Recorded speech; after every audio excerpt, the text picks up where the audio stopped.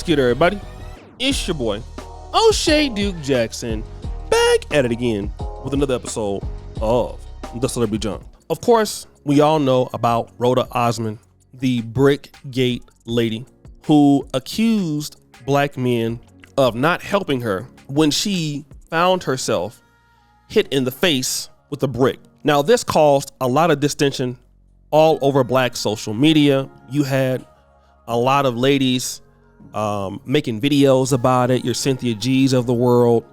And of course, according to brother Tariq Nasheed, you had a lot of non-African American writers and bloggers disparaging black men for not helping this particular lady out. What we have found from this time was that not only was Rhoda Osmond lying and using black men for her own personal gain, that she has done this multiple times. Okay? And that is the reason why the Houston Police Department filed charges against her to arrest her, which will be evident in this particular video. She told the detective that responded that she was hit in the head with a brick after she refused to give her phone number to a guy on the street. And was that verified by any of the evidence that detectives looked at? No, that was not verified. Harris County prosecutor Keith Houston says surveillance videos from that early September morning show Osmond hitting a man first. So she's the one who, she was the aggressor? She was the aggressor, yes. And it was a water bottle that hit her, not a brick? He did have a water bottle in his hand, and we think that's what left the mark. According to court documents, she asked someone else to launch this GoFundMe for her recovery, raising more than $42,000. But as the story went viral, a blogger on TikTok called police, alerting them to this 2020 GoFundMe, which claimed a vicious assault by a security guard in Minneapolis. Prosecutors allege theft by deception and believe she would have received all that money had the campaign not been shut down. The GoFundMe has zero tolerance for the misuse of our platform. The fundraiser has been removed from the platform. All donors have been refunded, and Rhoda Osmond has been banned from using the platform for any future fundraisers. Osmond did not respond when I reached out to her on Instagram this evening. Tonight, she is wanted here in Harris County on that theft charge. Anyone with information on her whereabouts can report that to Houston Police. I would like to give a shout out to Sister Daphne over at the Celebra D channel. But brother Tariq Nasheed weighed in on this, and some of the things he said in the video is very true. I'm going to tell you the reason why. Okay, as you guys know, I'm living over in Uganda, but he's going to talk about the distinction that she caused within the African American community, because a lot of black women came to her defense. You know, black men don't help black women. So let me play that clip and I'm going to come back. I want to say there was a situation where she said some sisters jumped on her. So yeah, somebody said she did this whole routine, this whole shtick about 3 times.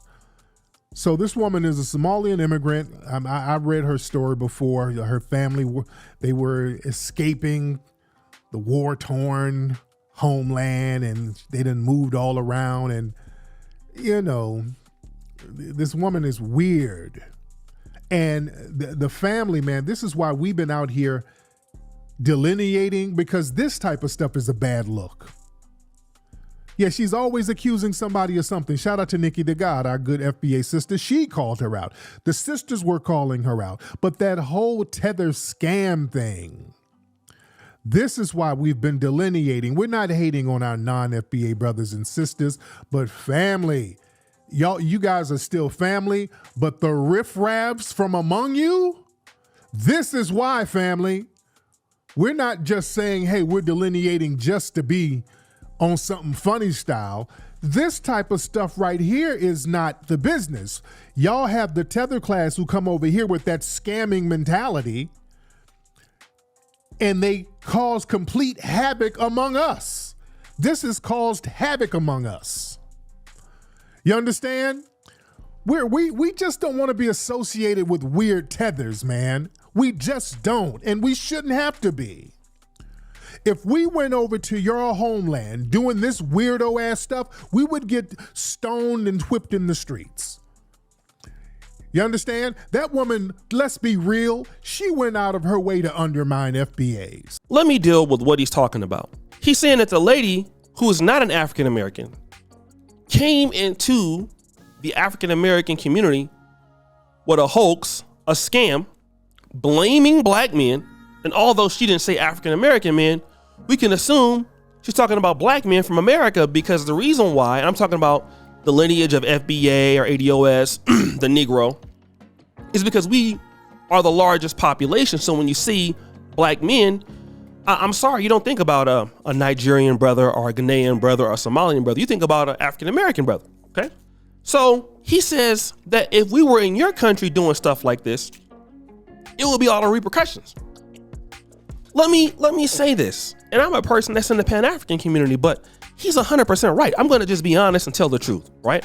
Me and Brother Tariq don't agree on everything because we have different schools of thought, but we do have some similar ideologies. But one thing I will tell you is that when you're an African American and you're in Africa, you have to basically be a stand-up citizen, okay?